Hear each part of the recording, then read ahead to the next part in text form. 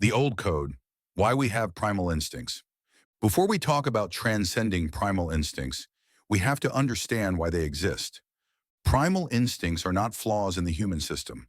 They are ancient survival code, shaped over millions of years to ensure one thing, the continuation of life. At the root of all instinct is biological fitness, a term from evolutionary theory that refers to how likely an organism is to survive and reproduce successfully.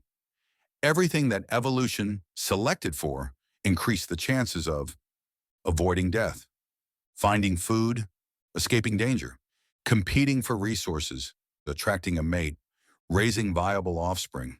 These instincts weren't chosen at random. They were reinforced across generations because they worked. They ensured that our ancestors passed their genes on. Every impulse you feel today, panic, lust, hunger, jealousy, was once a life-saving mechanism. Let's go deeper into what these instincts are really doing under the hood. Fear evolved to keep us alert. It's why a rustle in the bushes meant potential predator, not probably the wind. Those who reacted lived. Those who hesitated didn't. Hunger and the desire for food weren't about indulgence. They were about energy conservation in times of scarcity. If you didn't crave calories, you starved. Lust wasn't taboo. It was nature's urgency to replicate. No reproduction, no lineage. The sex drive was, and still is, your genes trying to survive time. Jealousy developed to protect mating opportunities. If your partner strayed, your evolutionary investment, your offspring, was at risk. So jealousy evolved as a safeguard against betrayal and abandonment. Aggression wasn't cruelty, it was protection. It allowed our ancestors to defend territory, food, mates, and status, especially in resource-scarce environments. The craving for social validation might seem superficial today, but in tribal settings, being like literally meant survival. Exile was death. Your nervous system treats social rejection now the same way it treated tribal banishment then. These instincts are primal scripts written into your nervous system, programs running 24/7 to protect the organism at all costs. Now let's look at the hardware these instincts run on. The amygdala, your brain's alarm system, constantly scanning your environment for anything it perceives as a threat. It reacts before you even know what you're reacting to. The hypothalamic pituitary adrenal axis, the hormonal pathway that releases cortisol and adrenaline. This is your stress response highway designed to get you out of danger quickly. The limbic system, the emotional center that makes instinctual decisions. It doesn't think, it feels. It judges based on pain and pleasure, safety and risk. None of these systems are designed to help you be happy, whole, or enlightened. They're designed to keep your genes alive. They're brilliant at that, but they're terrible at helping you. Remain calm in ambiguity. Think long-term. Trust your own inner signal. Experience the present without distortion. Here's where things break down. The world changed. The wiring didn't. Today, you're not being chased by saber-toothed cats. You're not rationing food to survive winter. You're not competing for a mate in a population of 50 people.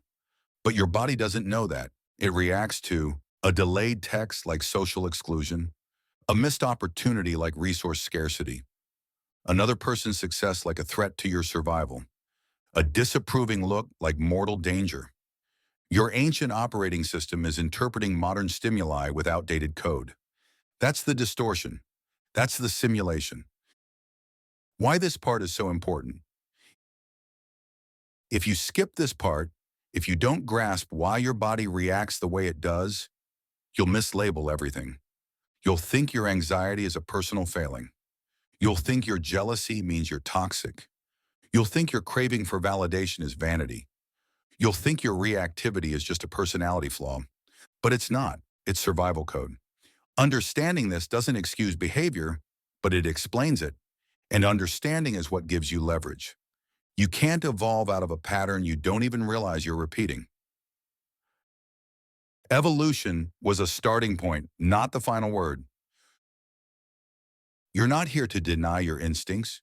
You're here to transcend them with awareness, not to suppress them, but to witness them, to say, I see you, fear. you're trying to protect me, but I've got this now. When you do that, you shift from automation to authorship. You stop being a survival machine. You start being a signal. And that's the first step toward liberation. What you actually see in survival mode. Once you understand the why behind primal instincts, you start to realize this. You are not seeing reality. You are seeing survival logic. The body's ancient programming filters your perception constantly. It prioritizes threat, craving, and tribal belonging, because those were essential for staying alive. When you're in survival mode, the future always feels urgent. The present always feels unsafe. Every person becomes either threat, resource, or validation mirror. Every moment becomes a test. You're not experiencing the now. You're scanning for danger, reward, or rejection. It's a narrow looping lens. And you don't just feel it, you believe it. The instinct loop. Each primal instinct doesn't just cause a momentary reaction, it generates an entire lens, a narrative filter through which you view the world. And that filter loops until it feels like the only reality. Let's break that down. Fear creates the sense that something is wrong. This leads to constant scanning. You're on edge, always anticipating the next hit, the next threat, even in calm environments. Rest becomes impossible because your system is stuck in anticipation mode. Desire implants the belief that you're not complete yet, that if you could just acquire the next thing, a partner, a status symbol, a number, you'd finally be whole. But chasing desire only strengthens the illusion that you're lacking, even as you accumulate. Validation seeking tells you that you don't matter unless someone else confirms it. So you start performing for approval. You need the text back, the applause, the eyes. Your identity becomes externalized, and you forget who you were before anyone was watching. Competition wires you to believe that someone else's win is your loss. This drives you to measure everything. You size people up. You compare. You either shrink or puff up. But either way, you lose touch with your authentic signal. These are not just emotions. They are feedback loops. Each one keeps you trapped in its own mini-simulation. What you feel reinforces what you look for. What you look for reinforces what you believe. And what you believe keeps the instinct alive. That's the simulation in action. Your brain includes a filtering system called the reticular activating system.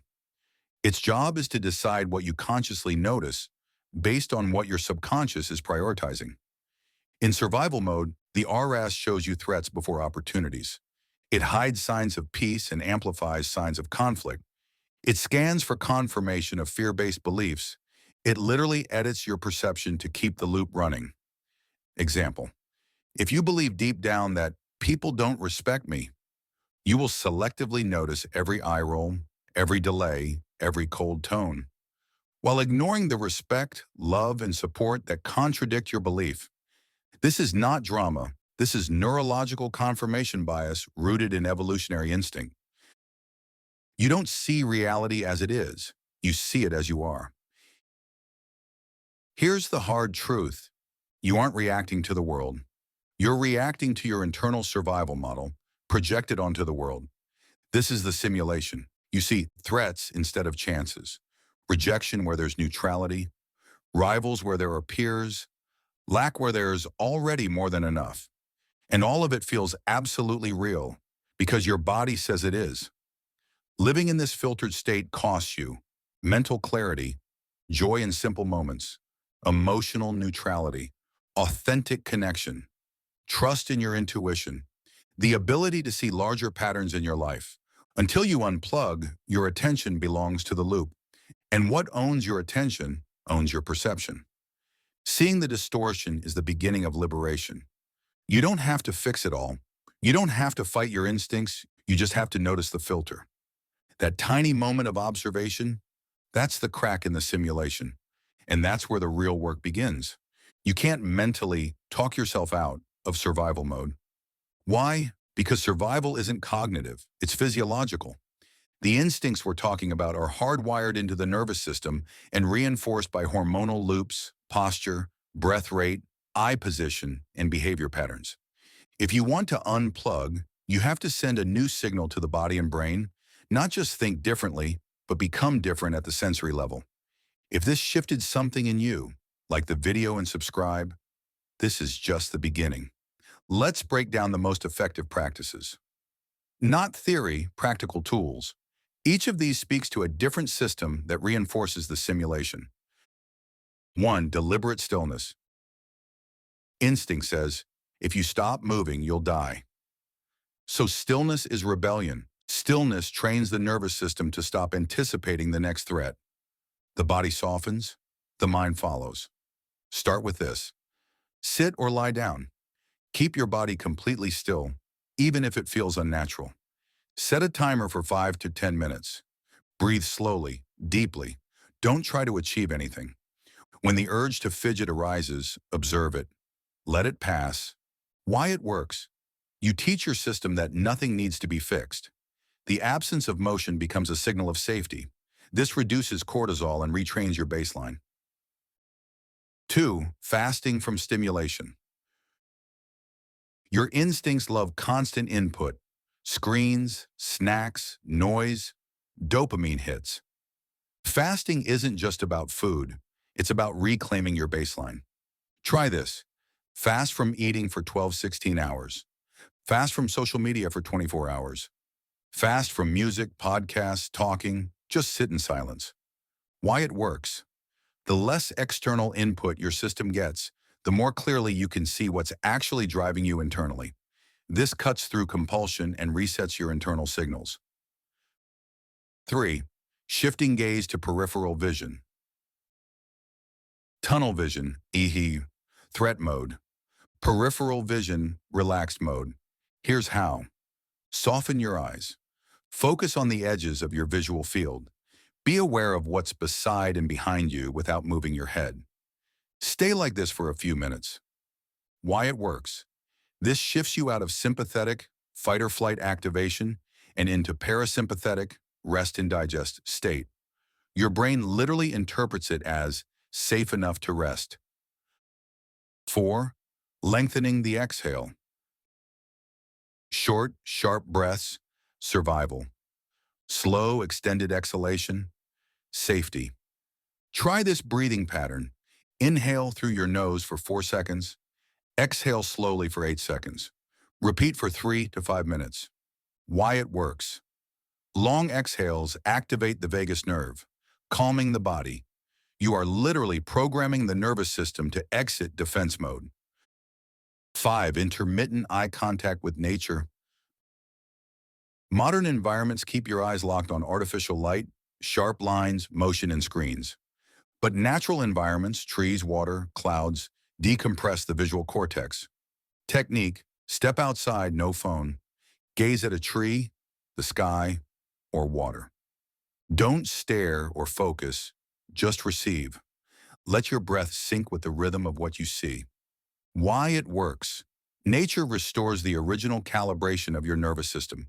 It neutralizes alertness and resets your default mode network. 6. Microdoses of surrender. Letting go isn't a single act. It's a muscle you train. Mini practice. Throughout the day, notice micro-agitations, the need to control, fix, respond, impress. Instead of acting on them, pause, say inwardly, let it be, let it pass. Drop your shoulders, breathe once, slow. Why it works. These moments de-armor your psyche. You're giving your brain evidence that you survive and thrive, even when you don't control everything. 7. Interrupting the narrative with presence. When a reactive loop starts, fear, jealousy, anger, your mind races. But the body is here, so return to the body. Technique, place your attention in your hands. Feel your feet on the ground. Observe your breath. Name what you're sensing, not thinking. Heat, tingling, texture. Why it works. Sensory awareness brings you into the present moment. This severs the projection loop and reestablishes contact with reality outside your imagined threat. Why this works. These are not distractions, they are pattern interrupts. You're not escaping your instincts. You're showing your nervous system a new baseline. Every time you do one of these, you break a micro loop, send safety signals through the body, Regain authorship over your perception. Build the muscle of presence. And that's the point, to exit automation and enter authorship. The practices aren't the point. The shift is. Eventually, you won't need techniques. Why? Because the baseline will shift. Stillness will feel natural. Calm will be familiar. Non-reactivity will feel like home. But at the beginning, these practices are your bridge out of the simulation. Each one is a signal. I am not ruled by my instincts anymore. That's not theory, that's liberation in real time. So what happens when you actually apply the techniques? When you start stepping out of the loop, interrupting the cravings, delaying the reactions, witnessing the impulses, you begin to feel something strange, something unfamiliar. Not excitement, not bliss, not high performance.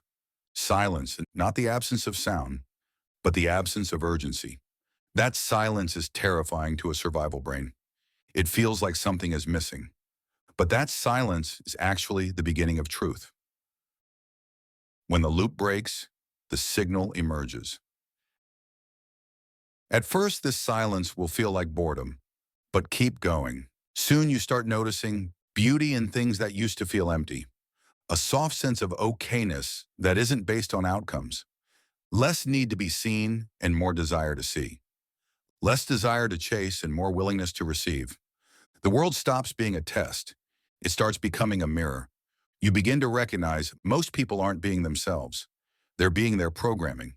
Most desires aren't real. They're reactions to a deeper hunger. Most social games are simulations. Loops people don't even know they're in. Most suffering isn't from what happened. It's from what we believed it meant. And perhaps most importantly, you are not your instincts. You are the witness beneath them. You begin to notice that the part of you that can observe jealousy is not jealous. The part of you that can name fear is not afraid. The part of you that can watch your desire burn out is already free. This witnessing consciousness is not fragile. It's not reactive. It's still. And from that stillness, clarity emerges. When the filter fades, reality changes. Not because the world changed, but because you're no longer hallucinating survival needs onto it. You begin to notice that silence has depth. That connection doesn't need validation. That beauty is everywhere. Not in things, but in attention. That peace isn't something you earn. It's something you stop resisting. There is a kind of vividness to reality that only appears when you're not trying to survive it. Colors feel deeper. Time slows down. Conversations become nourishing, not draining. Aloneness becomes peace, not loneliness. You stop hunting the moment for something. You just let it be. And in that letting go, you begin to see. When this new baseline becomes familiar, you feel safe in your body, even when things are uncertain. Lose the compulsion to rush decisions or force outcomes. Crave less stimulation and feel more drawn to simplicity. Read situations with clarity because projection is no longer distorting them. Respond instead of reacting. Become less addicted to needing people to validate your reality. You no longer need life to agree with your identity. You are no longer triggered by delay. You are not living from your instincts. You are living with awareness of them and authority over them. And that's when you realize something profound. Reality was never the prison. It was your perception that made it feel like one. Once you drop the lens, you see, there's nothing chasing you. There's nothing you need to prove. There's nothing you have to earn to be complete. And for the first time, you're free. You were built for survival. Your heart races when threatened. Your eyes narrow under pressure. Your breath shortens when overwhelmed. Your thoughts spiral when uncertain. This is not a defect. It's a design feature, perfectly adapted to keep your body alive in a world of predators, famine, cold, and war. But here's the truth. You are not here just to survive. You're here to wake up. Evolution was the first step. Your instincts got you here. They built civilization. They got your ancestors through horrors. But if you're listening to this, if you're even considering unplugging from this code, then you are standing on the edge of something far rarer than survival. Self-realization. You've inherited an animal body, but you are not an animal. You are awareness. You are signal. You are author. And the moment you stop obeying your fear, your craving, your need to be approved of, that's the moment you shift from evolution to liberation. What power actually feels like. Power isn't aggression, it isn't intensity, it isn't dominance. True power is absence. The absence of need, the absence of urgency, the absence of flinching in the face of discomfort. The more you release your attachments to the loops, to the hunger for control, the fear of rejection, the rush to fix, the clearer you become. Not louder, clearer. Clarity is magnetic. Stillness is dominant. Detachment is attractive, not because you don't care, but because you no longer depend on anything outside of you to feel whole. Liberation looks like this. You walk into a room and nothing changes, but you feel everything differently. You see the insecure person lashing out, and you don't take it personally. You notice your cravings rising, and you stay still. You feel the impulse to prove yourself, and you let it dissolve. You look at the same world, but from the eyes of someone unplugged from the script.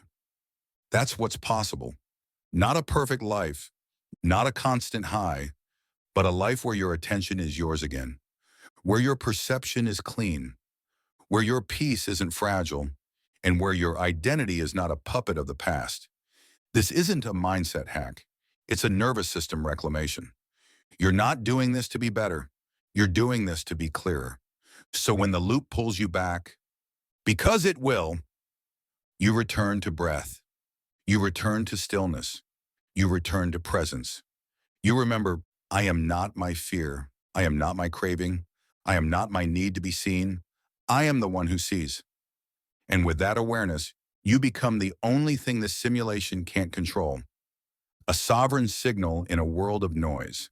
If this opened your eyes, like the video and subscribe, someone else needs to wake up too.